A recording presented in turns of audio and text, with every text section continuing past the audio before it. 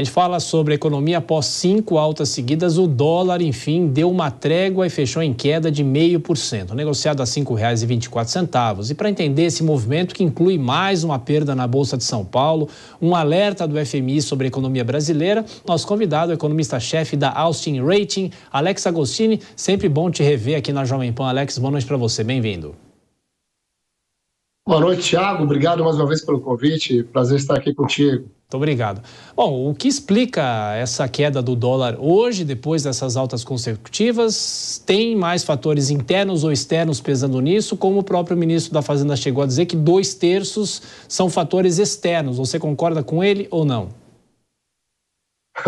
Não dá para concordar porque a variação de mercado não é uma equação exata, né, Thiago? Senão bastaria nós colocarmos as variáveis, calcularmos qual seria o resultado, e aí todo mundo saberia para onde que o mercado iria. Pois bem, o que acontece é que hoje o que pesou mais foi o cenário internacional um pouco mais tranquilo.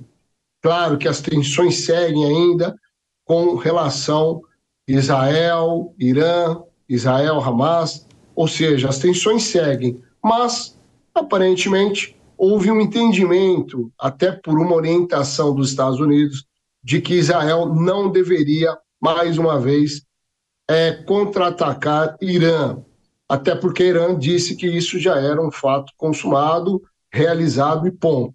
Então isso refletiu no caso do dólar, que lembrando, né, que ontem a Austin Rating fez um ranking com 118 moedas e a moeda brasileira foi a que mais se desvalorizou no mês de abril. E aí sim, porque pesou na segunda-feira aquela questão da alteração da meta fiscal de 2025, que foi um péssimo sinal do governo brasileiro aos investidores, aos empresários e aos consumidores, de que ele não está tão comprometido assim, né, com o equilíbrio fiscal.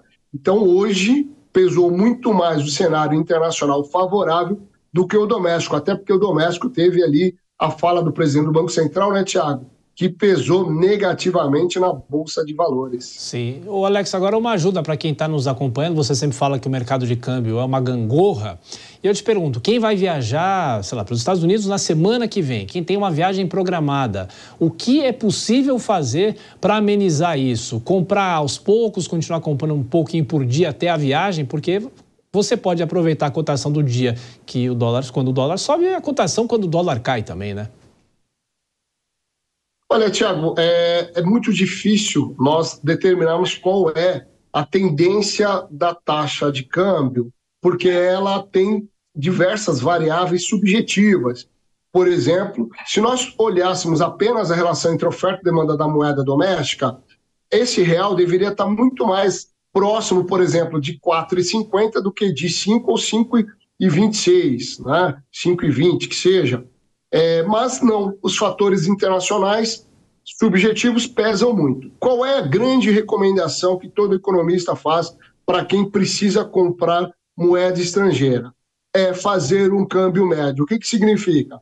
Você pega o prazo que você tem até fazer a liquidação da operação, no caso, uma viagem ao exterior, e divide em 5 partes. E compra essas 5 partes, vai comprando aos poucos, para fazer o chamado câmbio médio. Por exemplo, faltam 10 dias para eu ir viajar. Então eu compro hoje, daqui 2 dias eu compro mais 20%, daqui 2 dias, 4 dias, 40% e assim em diante, porque eu faço um câmbio médio. Essa é a nossa ideia.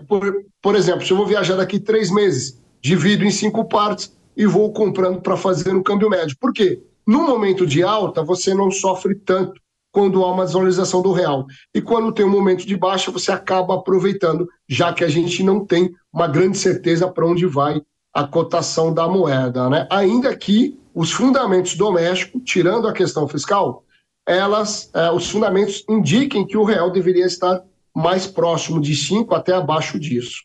Perfeito. Alex Agostini, como sempre, muito obrigado pela atenção e gentileza com os ouvintes e espectadores da Jovem Pan. E um bom descanso para você. A gente volta a se falar. Um abração. Agradeço, Thiago, a todos que nos acompanharam. Um abraço, boa noite.